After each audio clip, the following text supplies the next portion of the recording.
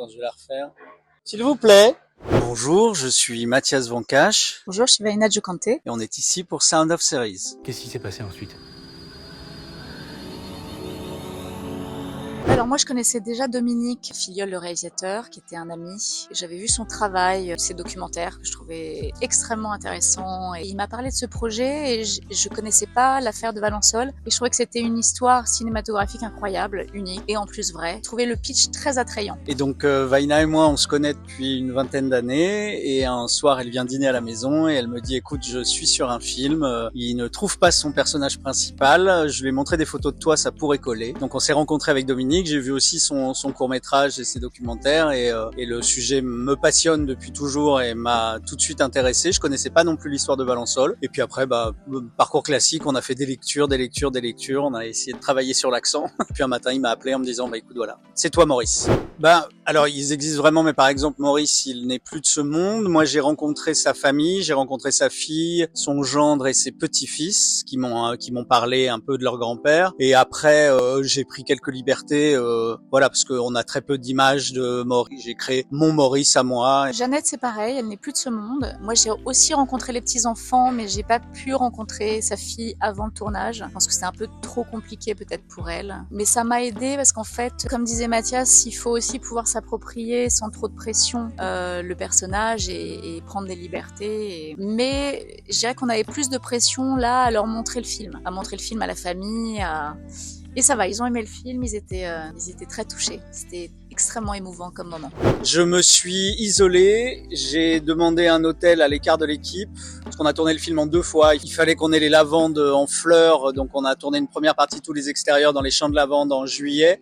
Et ensuite, on a fait les intérieurs 3 mois après. Beaucoup en m'isolant, en restant seul le soir à l'hôtel, parce que c'est un film sur la solitude d'un homme face à un événement extraordinaire. Et en plus, au début, Vaina n'était pas là. C'est-à-dire que, voilà, j'ai passé 10 jours de tournage sans aucun partenaire. Donc ça m'a bien aidé à rentrer dans le personnage. Et ensuite, quand on a tourné la deuxième partie en septembre, où là effectivement il y avait Vaina, il y avait notre fille, donc et puis voilà tous les intérieurs avec la gendarmerie, les choses comme ça, où là j'étais un petit peu plus en interaction avec les gens, mais disons que le fait de m'isoler au début du tournage a été très bénéfique pour appréhender l'intériorité de Maurice. En fait, l'histoire, cet événement ne lui arrive pas à elle, mais ça l'impacte aussi forcément. Et donc, je dirais que sur l'approche de mon personnage, c'est plus de se mettre à l'écoute et en réaction aussi à ce que vit l'autre. Ce qu'il faut savoir, c'est que c'est une histoire extraordinaire qui arrive à des gens ordinaires, et donc c'était important aussi de montrer la simplicité. Ils sont agriculteurs, c'est pas des perchés, c'est pas des gens qui, voilà, trop compliqués en fait. Il y a une sorte de simplicité, d'évidence. Et oui, sur mon approche, elle était plutôt, voilà, de se mettre à l'écoute et d'être dans la subtilité, dans l'émotion vraie, quoi. Le travail en amont, il s'est fait au fil des soirées. Depuis 20 ans qu'on se connaît. On venait de tourner une série ensemble, mais on n'avait pas de scène ensemble et ça nous manquait. Donc je pense qu'il y avait une véritable envie de travailler ensemble enfin, parce que en fait on s'est rencontrés il y a une vingtaine d'années pour un film qui ne s'est pas fait au dernier moment, mais où on devait faire aussi un couple. Et donc il y avait cette envie qui était là depuis très longtemps. Et comme on a abordé, encore une fois, voilà, on s'est laissé porter par l'histoire, par les situations, par ce que chacun avait travaillé dans son coin pour chacun pour son rôle.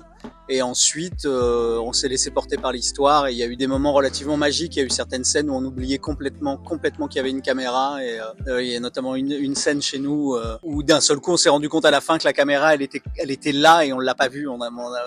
La caméra s'est approchée très très près de nous. C'est aussi la magie d'avoir un partenaire qu'on connaît bien et qu'on estime. C'est qu'il y a eu un rapport de confiance. Il y avait un rapport de confiance immédiat.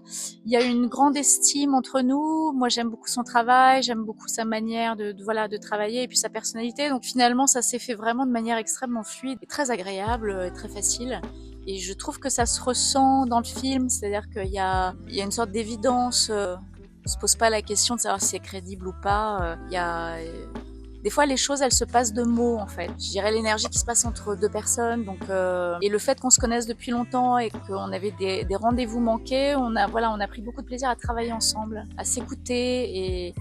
Et oui, c'est très agréable d'oublier qu'on joue, effectivement. D'être là, d'être dans l'instant, le moment, de le vivre. Et ça rend les scènes plus fortes, je crois. Moi, c'était tout réfléchi.